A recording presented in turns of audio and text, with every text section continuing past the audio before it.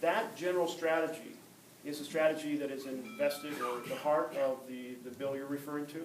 It's at the heart of the 7 options the governor laid out, and it's at the heart of the process that Senator Wyden is going through as he prepares his bill. And I think he said publicly he hopes, if possible, to have the bill out next month.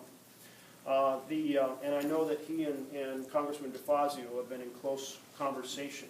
The goal is to have a bill that can actually pass and can embrace these 2 basic ideas of protecting the most sensitive areas, but having a sustainable, reliable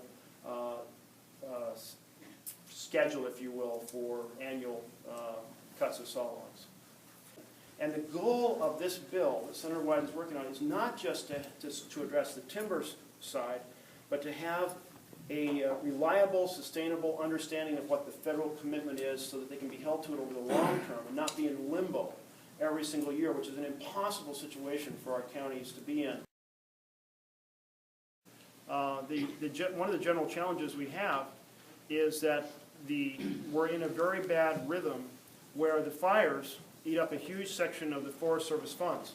Now, last year I was able to help get emergency funds to replace the firefighting funds, because otherwise the Forest Service has to drain the rest of their budget, which means then you don't have the money to plan the timber sales, and you don't have the money to do forest health work to try to prevent the fires on the front end.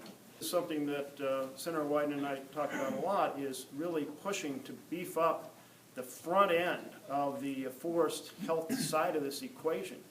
Because if you're thinning these second growth forests, not only can you get out a significant amount of saw logs, but you greatly reduce the likelihood of the whole forest going up in smoke, which then serves no one well.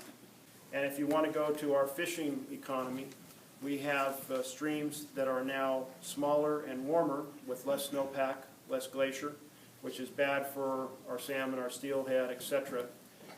Then in addition, we have Whiskey Creek Oyster Hatchery that does oyster seed for the whole oyster industry. And they've been having great difficulty producing oyster seed because of the acidity. And the acidity is higher in the ocean because of the CO2 that's absorbed by the ocean through the action of waves. So here we have from fishing to farm to forest, big changes that we can observe just in the last 10 years in our state.